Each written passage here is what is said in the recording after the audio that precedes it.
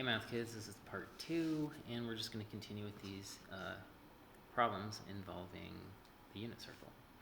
So it says, without using a calculator, show that 8, let's see, it's not writing, hold on. Okay, so 8 sine pi thirds times cosine of 5 pi sixth is equal to -6. Okay, so what we're going to do, we're going to take the left side of this equation and figure out what these two things are, and then we will multiply them together, multiply them by 8, and hopefully that will be -6. Okay, so what we're going to do, we're going to take our unit circle, draw it. From memory, we know that our third tick mark right here is our pi thirds tick mark, and if we do like our rough estimation, we remember that our x value is the one that's 1/2, and then our y value is 3/2, or square root of 3/2, sorry. And so that's the point right there. Now since this is sine, remember that sine is equal to y, and so that's why the value for sine is square root of 3/2. Okay? Now I'm going to change colors because we're going to be talking about cosine. Now because this is not one of our initial values, we're going to have to go a little bit more in depth. And so I think of this like 0 or 6. I think of this like 1.1. I think of this like 3 and 4.5. Okay? Now if I estimate pi to being 3, and I do 3, so I do 5 times 3 over 6, I get 15 over 6. If we reduce that, divide them both by 3, we get 5 over 2, or 2.5. So 2.5 is going to be somewhere in this quadrant. And to find the exact spot, we're going to say 5 pi sixth, this time using pi instead of 3. And then we're going to remember that this is really pi halves, is the full value of that. And we're going to subtract out pi halves because that's what comes before it. That's going to cancel out this entire quadrant. And then we're going to figure out whether we're at our first, second, or third tick mark. To do that, we need common denominators.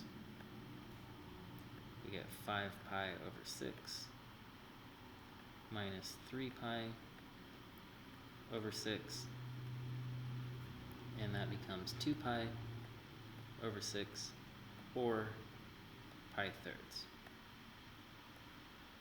Okay, pi thirds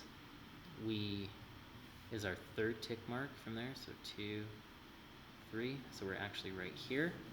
That's symmetric with the first tick mark, which this angle is pi sixth.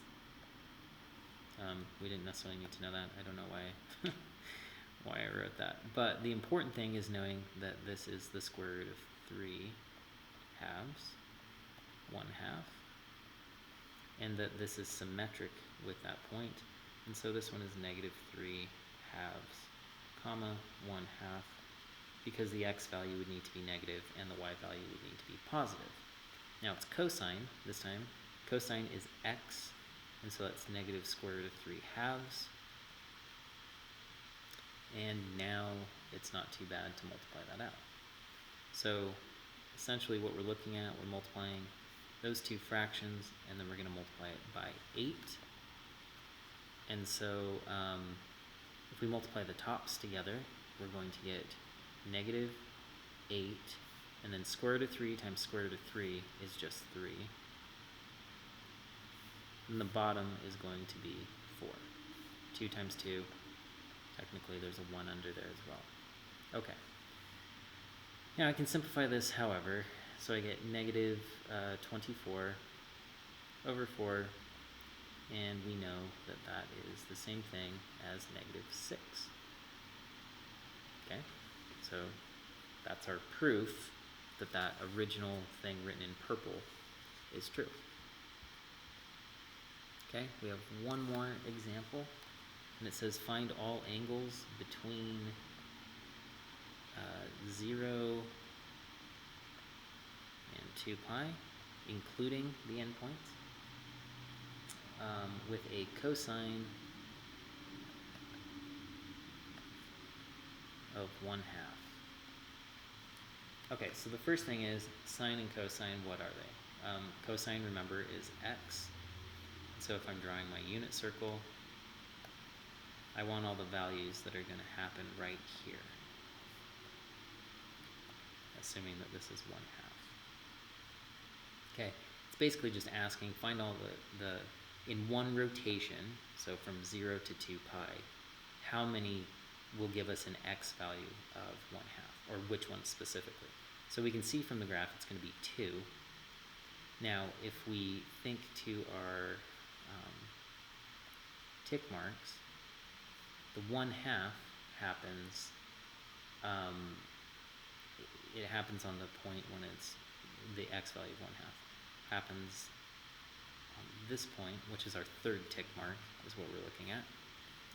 And it's also going to be symmetric like that. So the way that I'm going to think about this, I'm going to think of this as my 2 pi mark, also my 0 mark, I guess. But for this one, we just need to know the angle. So if it's the third tick mark, that's our pi thirds angle. So this point gives us pi thirds.